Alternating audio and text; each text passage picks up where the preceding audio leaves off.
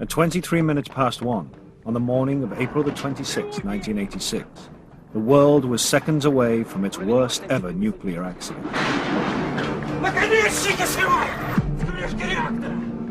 Reactor number 4 at the Chernobyl nuclear power station in the Soviet Union exploded.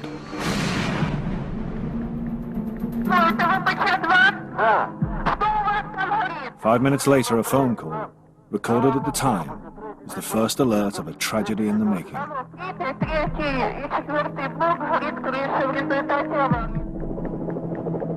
By morning, the physical devastation was revealed, but much worse was to come. The disaster at Chernobyl brought death and disease. It brought the very idea of nuclear power into question. And within the Soviet Union, the trauma of Chernobyl was so great that many see it as the first step in the breakup of the communist regime. This film tells the story, minute by minute, second by second, of the 1 hour countdown to tragedy. It's seen through the eyes of the key actors in the drama, the workers who were accidentally led to their deaths, and the innocent bystanders who looked on. Based on documented evidence and eyewitness reports, it has been filmed on location inside the surviving areas of the Chernobyl nuclear power station.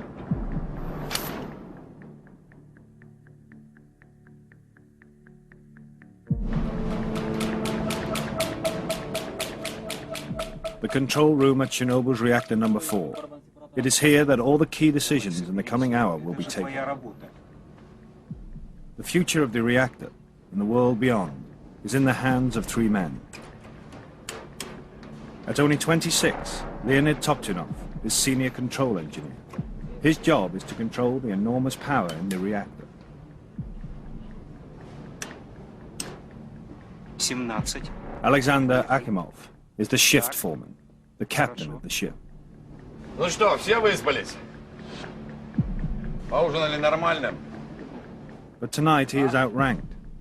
Начнем, пожалуй. Deputy Chief Engineer Anatoly Dyatlov is in charge.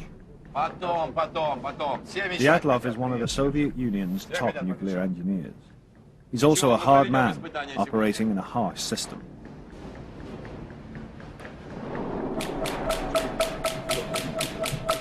There is a further vital character, the newly commissioned reactor number 4 itself, one of the communist regime's proudest technological achievements. Tonight, the control room is preparing for a safety test on the reactor. Мощность упала почти до 500 мегаватт. А что с Ларом? Я отключаю локальный автоматический регулятор мощности реактора. But a fateful argument is brewing between the 2 senior engineers and Dyatlov about the level of power at which it is safe to begin the test.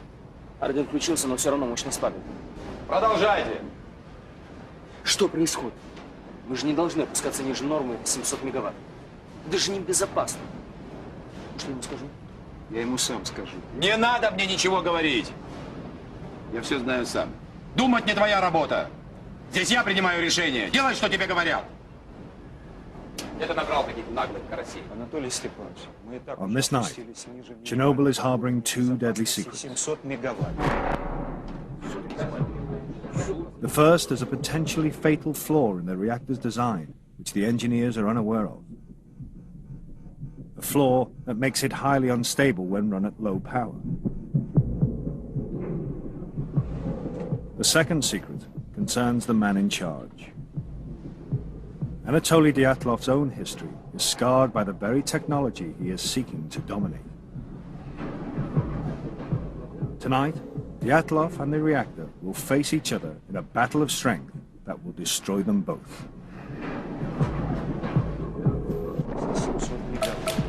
Мощность падает очень. 31 minutes past midnight. The argument over the power level at which the safety test on Chernobyl's reactor number 4 can begin grows ever more serious. Анатолий Степанович, мы и так уже опустились ниже уровня безопасности в 700 мегаватт. Мощность падает очень быстро. Единственное, что здесь нестабильно, так это работа твоих некомпетентных людей. The test has been demanded by Russia's atomic energy authorities and stems from the Cold War fear of being attacked that still grips the Soviet Union. A few years before, the Israeli Air Force bombed an Iraqi nuclear reactor built by the Russians. Since then, Soviet scientists have demanded tests on their reactors to see what would happen if they came under enemy attack and their power supply was knocked out. But Deputy Chief Engineer Anatoly Dyatlov is deliberately ignoring top-level advice on how the test should be done. The guidelines state that the reactor's power should be between 700 and 1,000 megawatts when the test begins. Dyatlov wants to do the test at only 200 megawatts to preserve the cooling water that stops the reactor overheating. He believes there is little risk. Unfortunately, that night, there was not a single man in the control room that he saw as his equal. There really wasn't anyone there who was as strong a character or as professionally qualified, whose opinion he would respect. Реакторы не ошибаются, ошибаются люди. Давайте за работу. Dyatlov is not in fact an unreasonable man. Rather, he is a creature of the communist system that has raised and promoted him. He was born a fisherman's son in Siberia and ran away from home at the age of 14. He's overcome these unpromising beginnings to rise through the ranks as an engineer. He is a party man who tries to follow the rule book, but he's aware that in the nuclear industry, the rule book and reality often don't match. To get things done, shortcuts and improvisation are sometimes the only answer.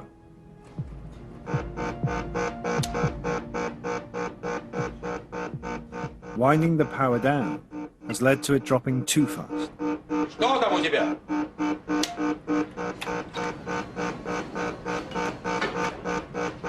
Ну, мощность быстро падает. Ты что натворил, идиот? Что ты наделал? Ты же мощность упустил! Это что руки из задницы растут! Да помоги ты ему! Успокойся, успокойся, не суетись. Начинаем все сначала. Успокойся.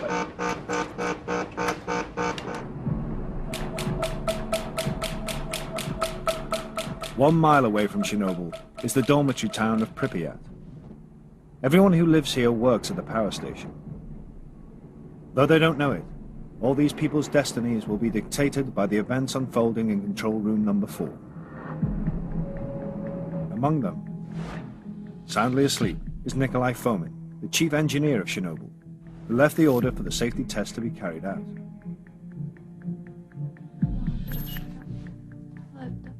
A few hundred yards away, Natasha Yevchenko is being kept awake by her 2-year-old son, Kirill.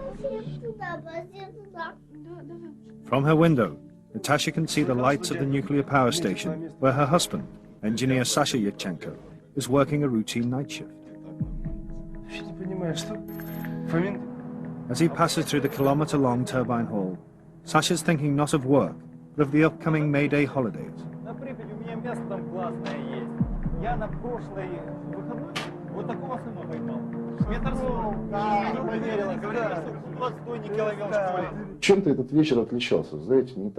There was something about that night, something unusual. For some reason, I got all dressed up.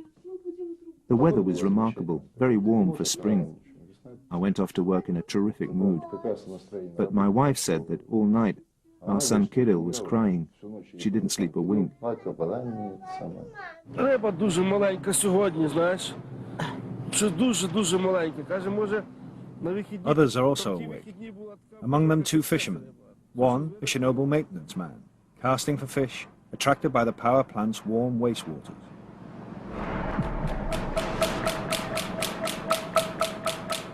"24 to 1. A new problem disturbs the concentration of the increasingly fraught operators.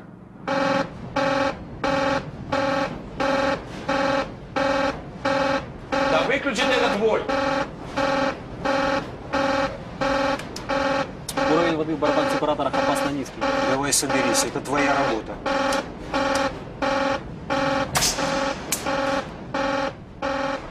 Senior unit control engineer Boris Stolyarchuk controls the flow of water through the reactor. He's all too used to alarms like this.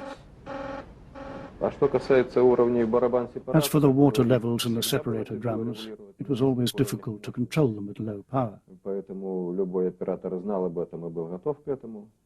All the operators knew about it, so I didn't feel afraid. Then,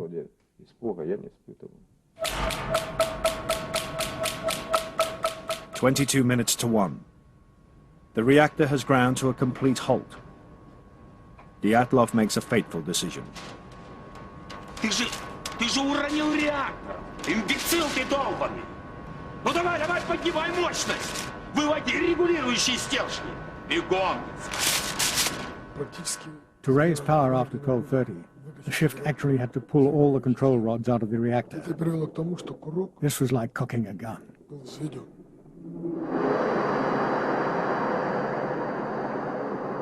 Control rods are the accelerator and the brakes of the nuclear reactor. Below the 50-foot reactor lid are 1,661 uranium-filled fuel rods, which descend into the reactor's core.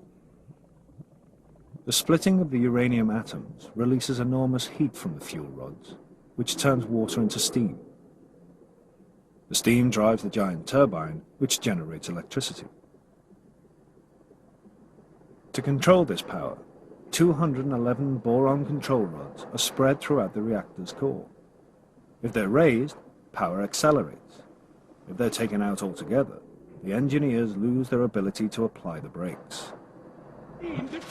Yet that is exactly what Dyatlov tells his men to do. Извините, Анатолий Степанович, но разве мы не должны остановить реактор? И так положено по инструкции. Это верно, Анатолий Степанович. Это абсолютно верно. Если мы извлечем регулирующие стержни, управлять реактором нам после этого становится почти невозможно. Как же испытания не проводить из-за таких кретинов, как вы? Испытание будет проведено сегодня! А тебе я скажу. Если ты не хочешь или не можешь выполнять приказания, я могу избавить тебя от этой необходимости. Ты меня понял? Да. Пошел вон! Ригу, прими управление!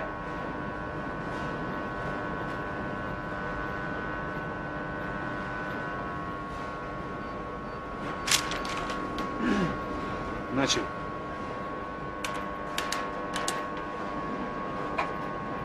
Так, осторожнее. The men's revolt has failed. Tregov and Akimov power up the reactor. Отлично. Прекрасно.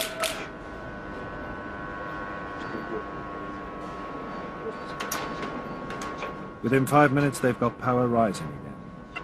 Dyatlov has what he wants. Мне удалось поднять мощность реактора до 160 мегаватт. Ладно, передай управление Топтунову. Вперед, вперед. Ты не уходи, постой с ним рядом.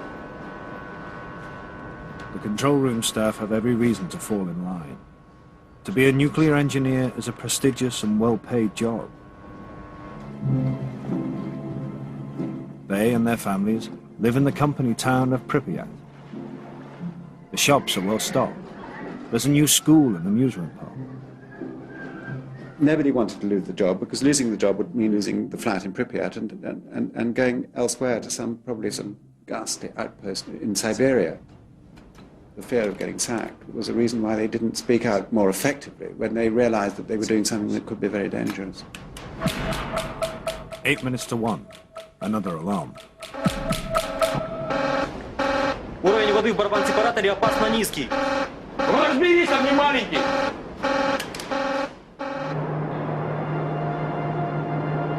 Ну так что, договорились на выходные на рыбу? No one outside the control room knows about the argument going on there. For workers like Sasha Yevchenko, it's just another ordinary night.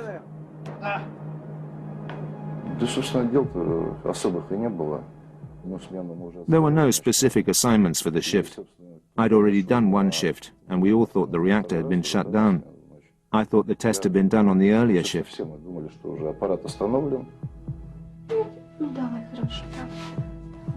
Outside the plant, the night is still.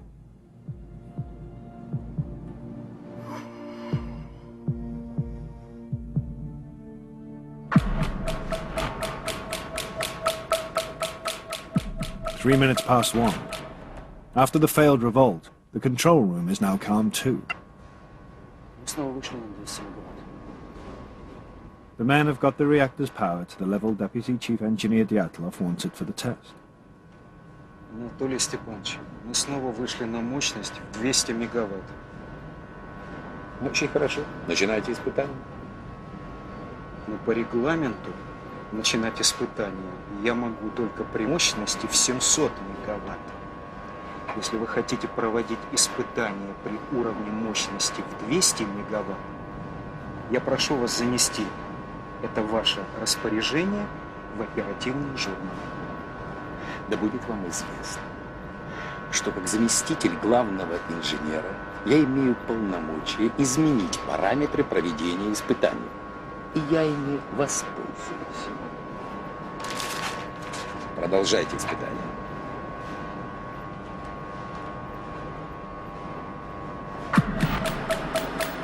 In the pump room, mechanic Valery Kademchuk is visited by his friend, foreman Valery Perevychenko. Kademchuk has less than 20 minutes to live. Я думал, ты сегодня не на смене. А я специально пораньше из Киева вернулся. Ну что, продал машину справа? Ну, по крайней мере, с покупателем договорился. Хорошо, поздравляю. Как говорится, прощаю, москвич 2140, здравствуйте, Жигули. Отлично. Я думаю, что, может быть, еще останется и на джинсы. Да ладно. Ну ладно, будем видеться, пока. Давай, до встречи.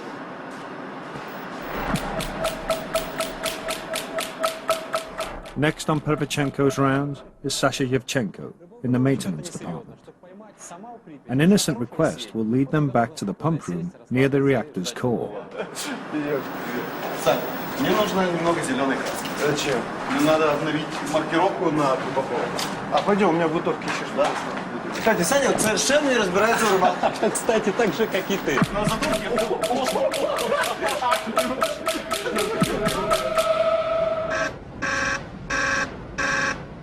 The water shortage continues to set off alarms, but still none of these engineers believes a serious accident is possible.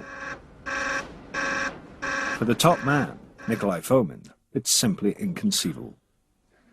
Fomin had done a correspondence course in nuclear engineering, but he wasn't an expert in the field at all. He had risen mainly because of his standing as the party secretary. Unlike Dyatlov, who was aware that there were dangers in these reactors, Fomin believed everything he'd read. And so when the issue of safety arose, he'd say, well, the chances of an accident are completely remote, about as remote as you being hit by a meteorite. Even the safety-conscious Alexander Akimov, who does understand the technology, has officially estimated the chances of an accident at Chernobyl as 1 in 10 million per year. But Akimov and his colleagues do not know the reactor as well as they think. They are the victims of years of cover-up and negligence.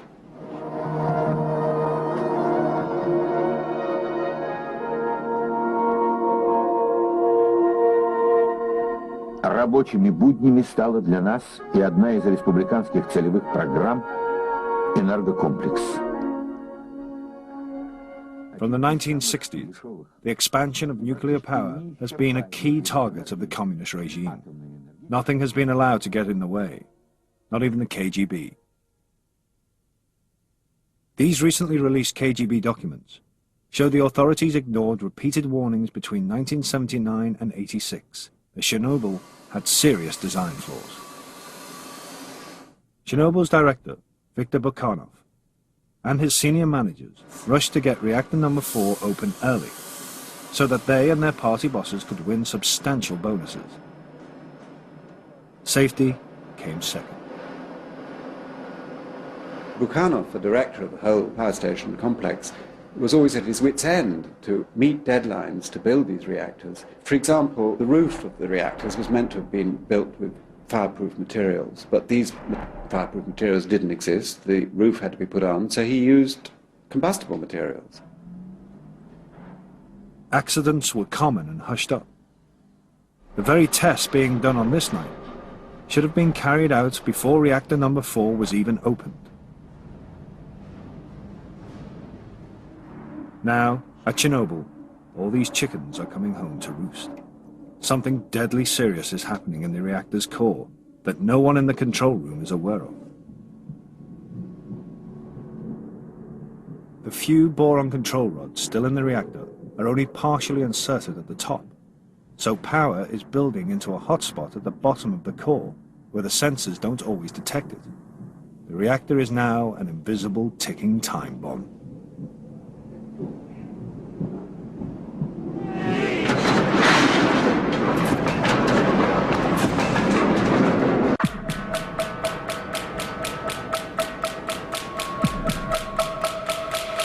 (12:01). The growing pressure inside Chernobyl's reactor number 4 is matched by the pressure within the man controlling the night's events, Deputy Chief Engineer Anatoly Dyatlov. Dyatlov remains determined to push through the safety test, despite the opposition in the control room. One reason may be power station politics. Dyatlov is in trouble with the local Communist Party for being rude to his workers. His boss, Nikolai Fomin, is due for promotion. A successful test could help Dyatlov get Fomin's job and remove him from the engineers on the shop floor. But Dyatlov also holds a darker, more personal secret. Back in the 1960s, he'd worked in Siberia, installing nuclear reactors into submarines. There was a nuclear accident. The investigation found that it happened as a result of Dyatlov's actions, though it was not shown to be his fault. Dyatlov was exposed to 200 rem, 3 lifetimes worth of radiation.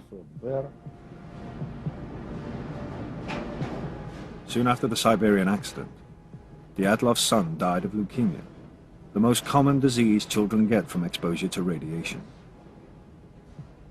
It is said the tragedy changed him, made him more driven, more willful. Tonight, his will is set against the very nuclear power that may have taken his child.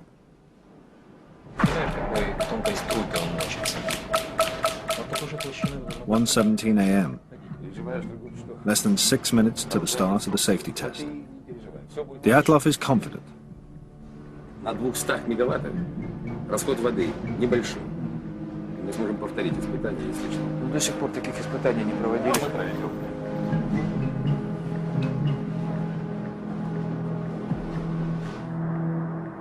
But the hotspot continues to build unseen at the bottom of the core. Еще 2 минуты и все. Шевелитесь, шевелитесь. Outside the control room, life and gossip carry on as normal. Вообще не понимаю, что Фомин делает на атомной электростанции. Он же обычно работал на обыкновенных электростанциях. А, тогда ясно, почему он сказал, что управлять реактором так же просто, как электросамоваром. Ты комара когда-нибудь видел? Ну. Когда представляешь, какой тонкой струйкой он мочится. Вот такой же толщины должна быть та ниточка, по которой нужно ходить, чтобы преуспеть в партии. Ты думаешь, это у тебя получилось бы? Тогда, наверное, надо оставить эти разговоры. А то сибирские комары загрызут.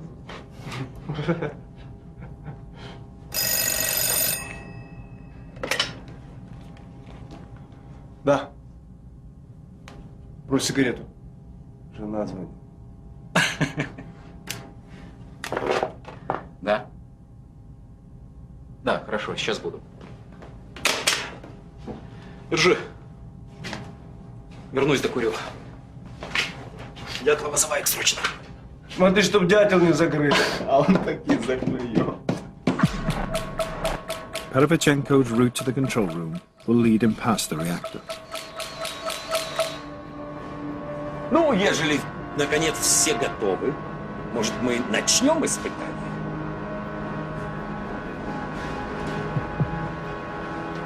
Запишите все параметры испытания турбогенератора.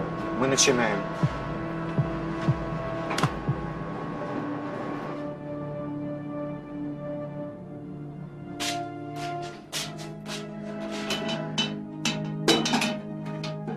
Нет, Саш, что ты не прав.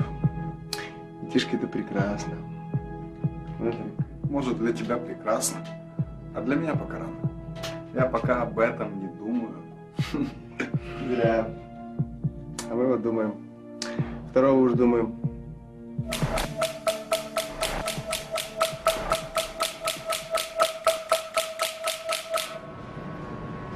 Включить 2 резервных насоса. Включить 2 резервных насоса.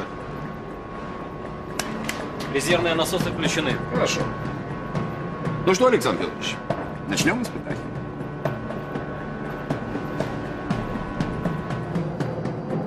The test will shut off the power to the massive turbine and let it coast. Backup diesel generators will take over. But there's a 40-second gap before they kick in. Question is how effectively the slowing turbine will keep the water pumps going until the diesel generators take over. Without that water, the reactor could boil dry like an immense kettle. But to Dyatlov, who continues to have no idea of the hotspot that has already built up, the risk remains purely theoretical. The power to the turbine is turned off.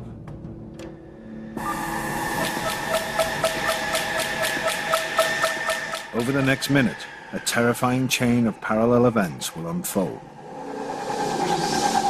As the turbine winds down, the pumps push less water through the reactor's core. More and more steam is generated from less and less water.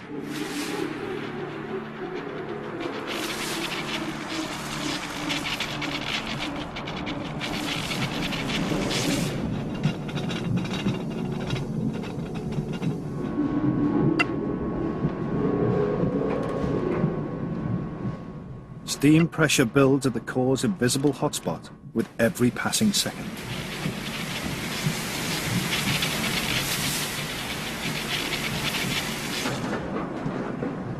As the steam pressure rises, it spreads to the pump room.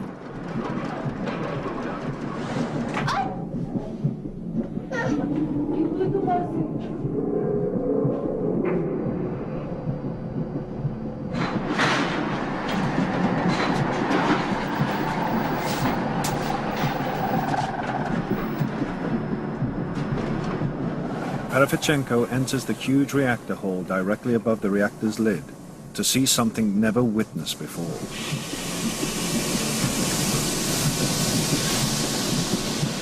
Steam pressure inside the core is lifting the 350 kilo caps to the fuel rods out of their sockets.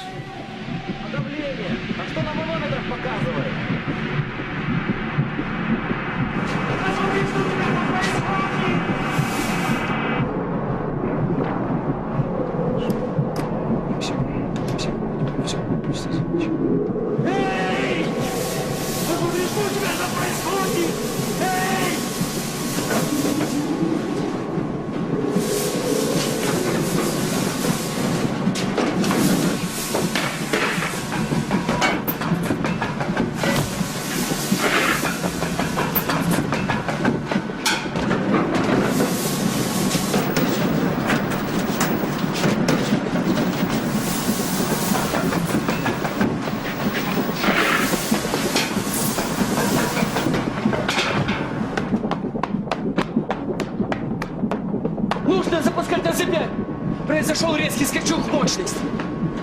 Я включаю систему аварийного снижения мощности.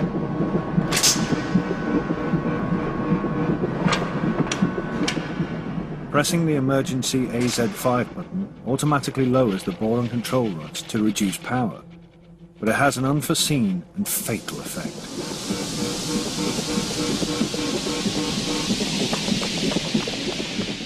The boron rods were in fact tipped with graphite, and that short moment when they are first inserted into the reactor, the graphite in fact leads to a surge in the power, not a reduction of power. From when the AZ5 button was pushed until the explosion, the power increased hundreds of times.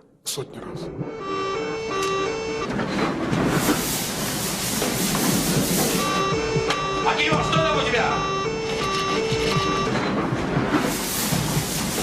Акива! Это не у меня, Анатолий Степанович. Что происходит? Это у Столярчука.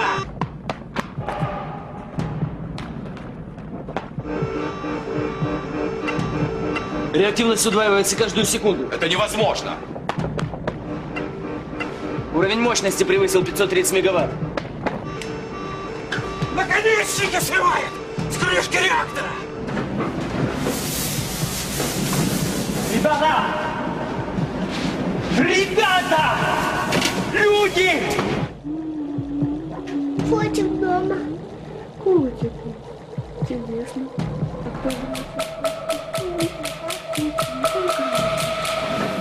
The disaster is now seconds away.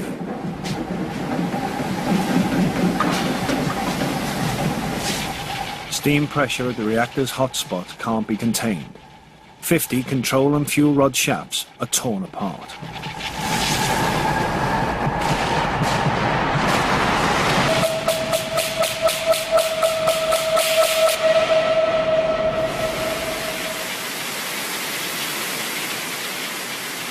Power rockets, turning the whole reactor into a volcanic steam pressure cooker.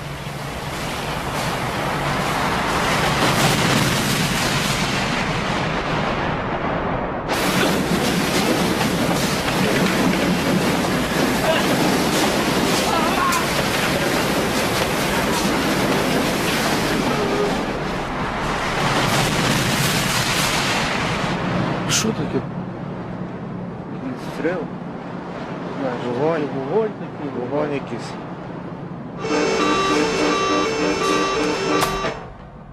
Куда делся свет? Нет, что случилось? Пропало питание! Это Что нет. это у тебя опять? Что Посмотри происходит? немедленно! Куда девалась? Сбегай к Столярчуку! Куда энергия девалась? Что случилось? Никто не знает. Почему света? Скорее, скорее, скорее, посмотрите все! Посмотрите на пульт.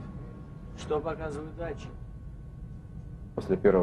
After the first explosion, I thought the problem was a hydraulic blast in the deaerators. I wanted to try to switch the setting to compensate, but then the second explosion happened. Seconds after the first blast, we heard the second, a massive explosion. I didn't know what it was. We only felt the blast wave. It smashed my door.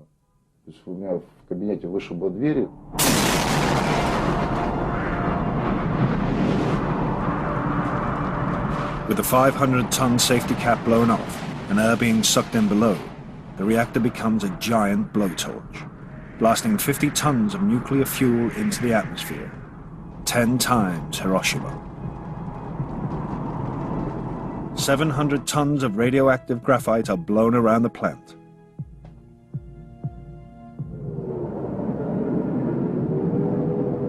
Clouds of dust are sucked into the control room, accompanied by a strange smell. Gases released from the core leave a metallic taste, like ozone after a thunderstorm. It is in fact the stench of death. The dust is the cloak of the invisible killer of radiation.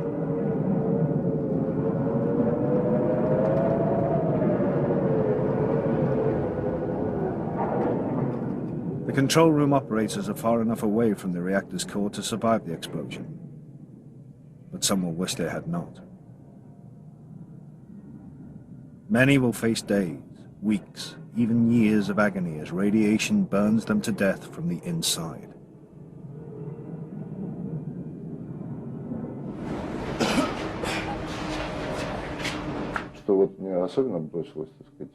What struck me was what had happened to my wall.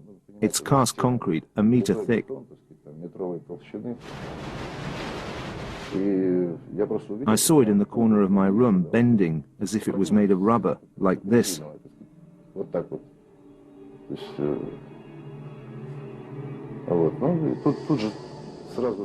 It got dark immediately. The lights went out. Steam wrapped around everything. Dust, steam, darkness, and a horrible hissing noise.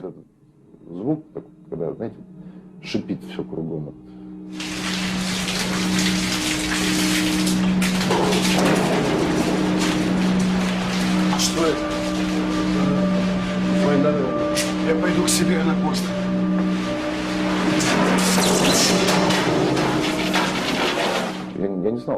I thought it could be an earthquake or maybe war. The reactor was the last thing on my mind.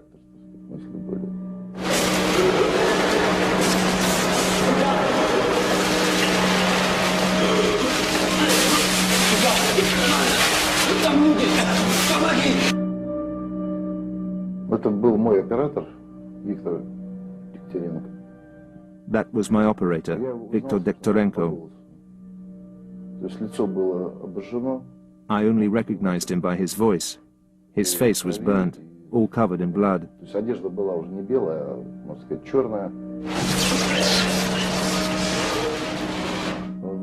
Victor was still in shock. He said to me that he had been near the pumps together with Rusanovsky, the second pump operator, and that he stayed there, and I should help them.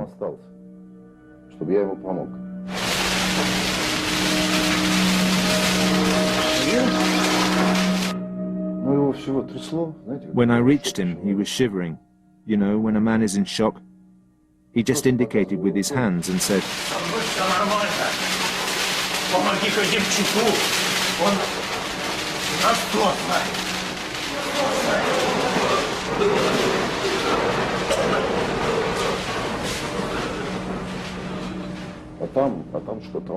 but what did I find?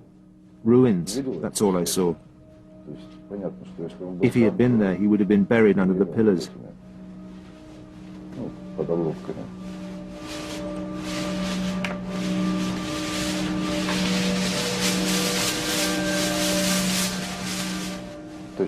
In place of the ceiling, there was only sky. A sky full of stars.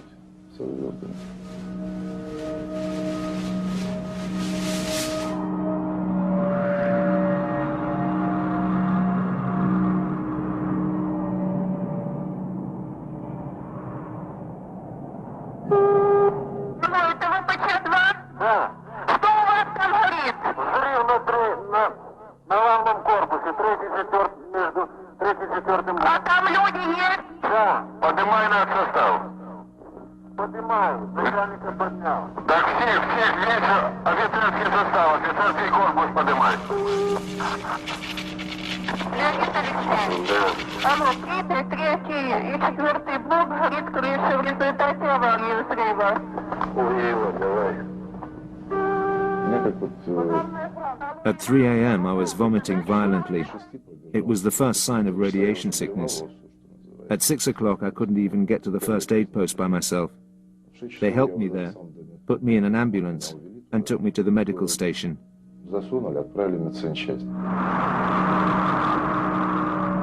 Sasha Yevchenko will survive. Others are dying. The radioactivity pours out of the reactor to be blown across Belarusia towards the heart of Europe.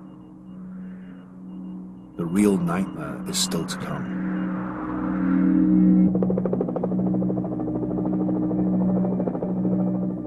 By the morning of April the 26th, the KGB was filming the devastated scene of the worst nuclear accident in history. Whoever shot this declassified KGB footage absorbed a massive dose of radiation. The next day, the people of Pripyat were officially told the worst.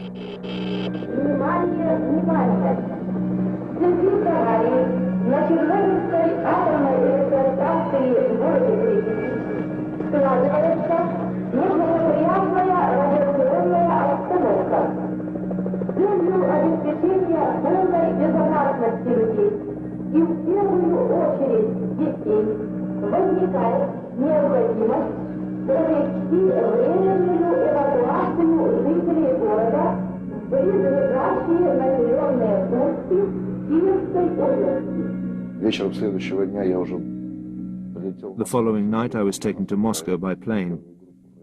Only 5 people survived from those who were on board. Then my family was evacuated with the entire city.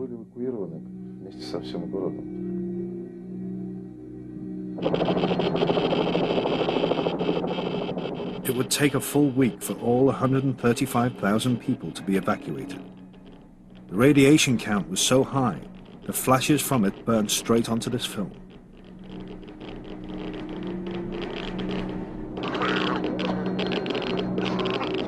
A 30-kilometer zone of exclusion was declared, a zone frozen in time like a modern Pompeii.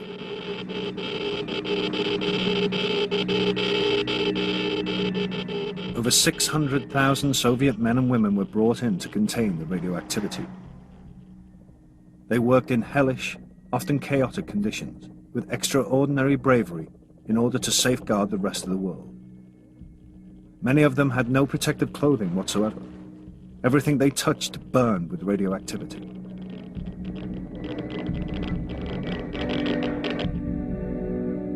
The poisonous cloud spread beyond borders, across much of the northern hemisphere. Washed into the earth by the rain, the radioactive dust lives on in plants, animals, and human beings.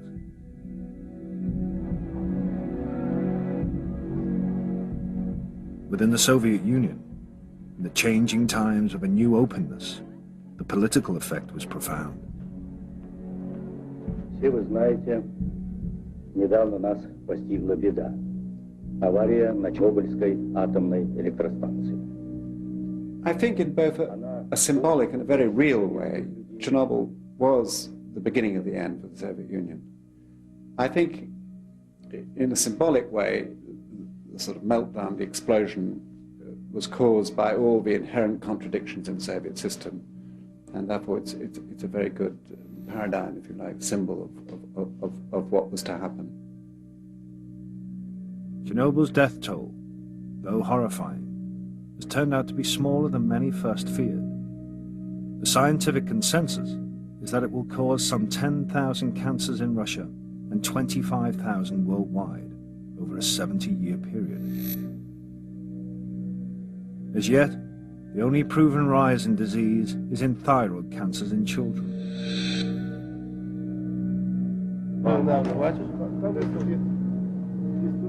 It is in individual human lives that the cost is most visible. The fishermen spent the night watching the firemen fight the radioactive blaze until they started to feel ill. Within hours, their skin went black, a nuclear tan that foreshadowed their deaths.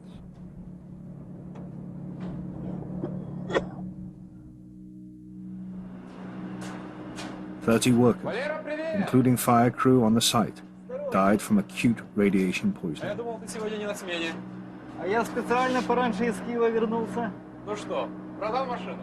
Valery Kademchuk was vaporized in the explosion while at his post in the pump room.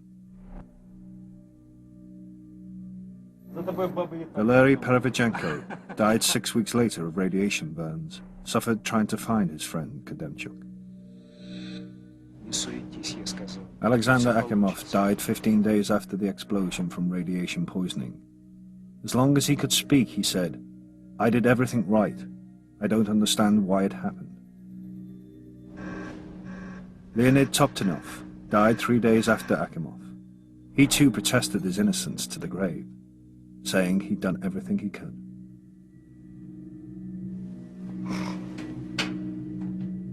The chief engineer of Chernobyl, Nikolai Fomin, was sentenced to 10 years hard labor, but was soon released due to a mental breakdown. He's now said to drift in and out of lucidity. Miraculously, Sasha Yevchenko survived, as did his wife Natasha and their son Kirill. But that night lives on in his memory and in his body. I had 15 skin graft operations in the first year. The burns didn't show themselves at once. They appeared after I got to the hospital in Moscow. They ripened. When I was in the recovery unit, my skin was all black.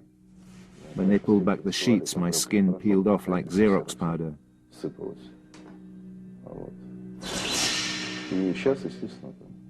I have to be careful now. For instance, I can drive a car, but I can't do repairs. I can't touch petrol or oil.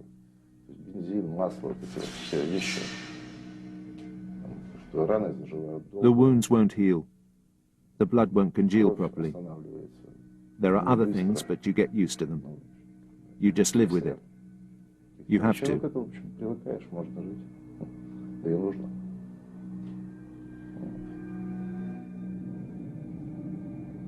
Anatoly Dyatlov received a massive 390 rem of radiation. But even this 5 lifetimes worth of radiation didn't kill him. He lived on till 1995, when he died of a heart attack. Dyatlov served 4 years of his 10-year sentence, and in a remarkable interview given shortly before he died, he argued that in the battle between himself and the reactor, only one side could be blamed. Реактор был негодным к эксплуатации. The reactor shouldn't have been in operation. По вине Института атомной энергии. The real blame lies with the atomic energy authorities. С таким букетом. Not having the correct documentation when and where it was needed made the explosion of the reactor inevitable. Взрыв его был The reactor marched straight to its doom. солдатским шагом шел к взрыву.